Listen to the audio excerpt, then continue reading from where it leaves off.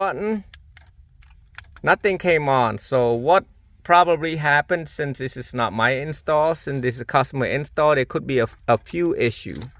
There could be accessory issue, which is the red wire that's supposed to come on when you test the test light. Put the test light in there, it's supposed to come on. And then yellow one, it will stay 12 volt, which means it's gonna be on all the time. So I'm gonna use a test light. I'm gonna test which one is bad. There, tap to the metal, and I believe it should be on.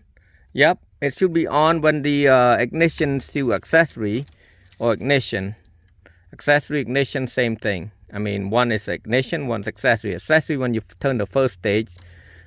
Second stage is ignition. So I'm gonna test the yellow wire. So I got no power. So I seen he bought a bunch of fuse. So I'm gonna test the fuse. Now, honestly, without the cap to this thing, I'm not sure which one is the live fuse.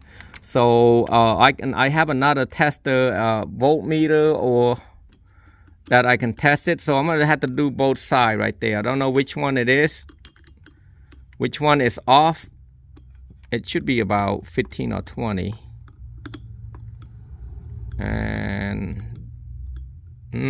looks like this one.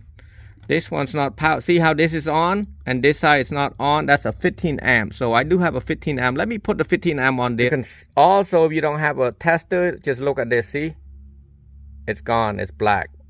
It's open. It's called an open circuit.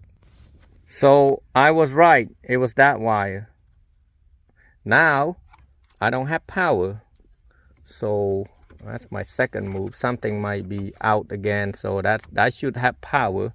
But I mean, speakers, there's no sound. So the speaker must be disconnected or something. Let me check some more.